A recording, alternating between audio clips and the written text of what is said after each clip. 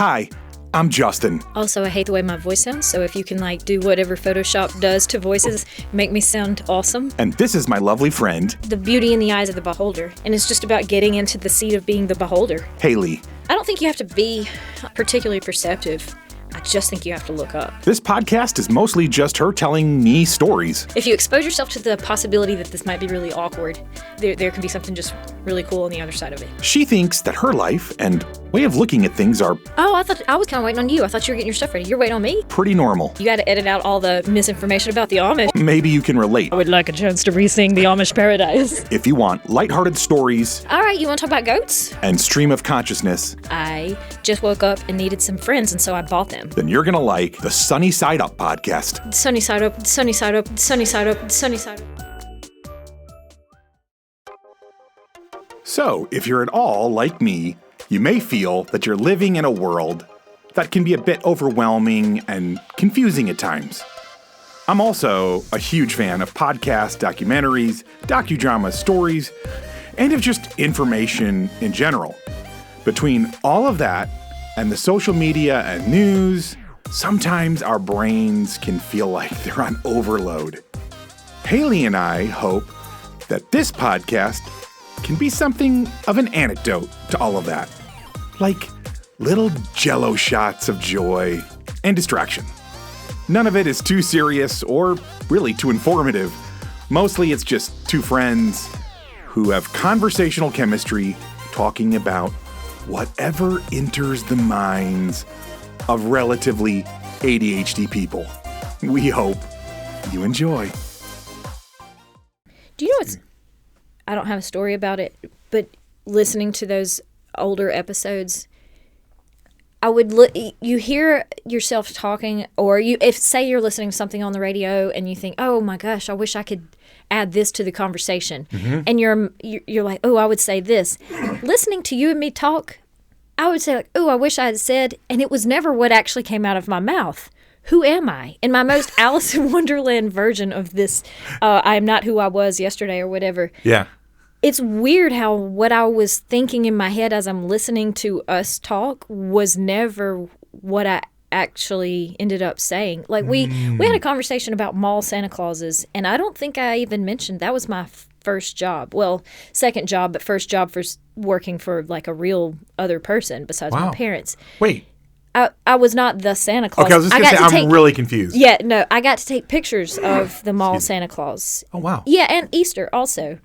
I did get to wear the Easter Bunny suit one time. That guy agreed to trade with me, but it didn't fit me as well as it fit him, so it only happened once. But why would that have not been the thing that I mentioned is the most relevant thing I had to offer? And yet, it's just funny what we hear in hindsight. Yeah, that's why 2020 is hindsight's 2020 is a euphemism. So, okay, in your job as taking pictures of probably kids who are freaking out on Santa's lap, which we already talked about.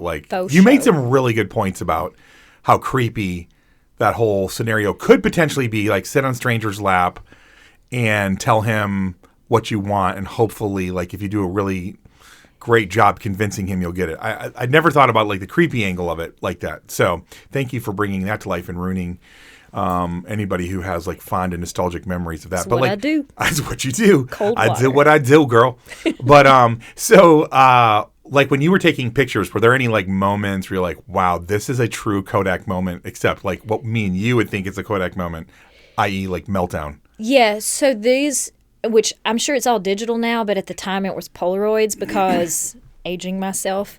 You would try not to waste much film because you had to account for it at the end of the day, how much film you had used, how much money you had taken in. Oh, wow. If it was a particularly bad shot and a mother was dead set on having this precious memory, then you would retake. But if it was even passable, sometimes you would try to let it go. But again, Polaroid film was pricey. I don't know if you ever... I mean, and by the way, Polaroid film now I think has gotten even worse. Probably, and it's trendy with the youngsters, so it's a thing. But I assume mall Santa stuff is now digital. I'm sure. They've probably found a more efficient way to make those magic moments happen. But if it was a terrible image, like my mom probably would have kept it, but a lot of other mothers would be upset. So you would just throw it away and try again and hope for the best. And sometimes you could tell it's just not going to happen. Yeah. But I was, 15 years old. So a lot more willing to work really hard to make a little child happy. Whereas now I just be kind of impatient and be like, y'all might want to visit the food, go to the food court and then come back. Yeah. Yeah.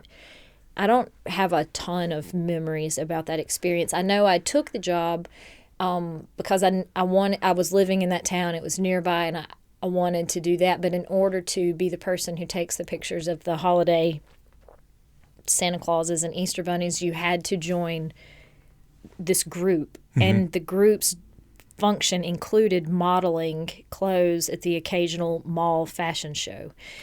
Hold on. In what world is the person that has the skills to shoot everybody in frame squarely also the person who can model a dress? Like, how in the world? Yes. Well, so they would have auditions, and everybody would come apply to be a part of this group. And then they would source from that group who would work. Do you want to do Mall Santa Claus? And most people who were signing up for the group were doing it because they wanted to be models for the mall, because this was... mall modeling is kind of the height of...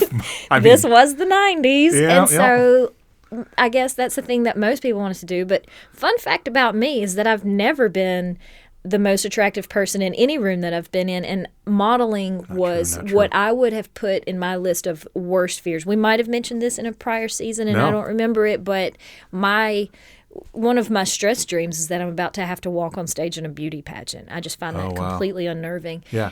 So modeling for the mall, I was like, no. And they're like, you have to. And I did, in fact, at one point have to model formal wear. For the mall. Yeah. I had to go to a mall vendor and ask her to do my hair and makeup for it because I didn't own any and had never used it before. And in hindsight, that's pretty gross. You can exchange a lot of bacteria through your mascara, but I didn't know it at the time. So ignorance is bliss. But there's a couple of photos of that moment surviving. But the reason I signed up was so I could have the job during the holidays. So you basically suffered through the modeling so that you could have this... Gainful employment. The gainful employment. Yeah. Wow. And then I guess in other years, the mall probably was just really counting on some of those pretty girls with modeling aspirations to have some photography experience. Yeah, some money handling and basic photography skills. So. I love that. Yeah. Yeah. I mean... Yeah, it may explain why some of those Santa Claus pictures of our childhood did not turn out so great. Now you know. Now this is the behind the scenes. This is behind the scenes. That's awesome. Hello, lovely friends. Thank you so much for hanging out with us. And it would mean the world if you would tell other people about this podcast and maybe even spam your social media accounts with just how much you're enjoying it. If you are, of course.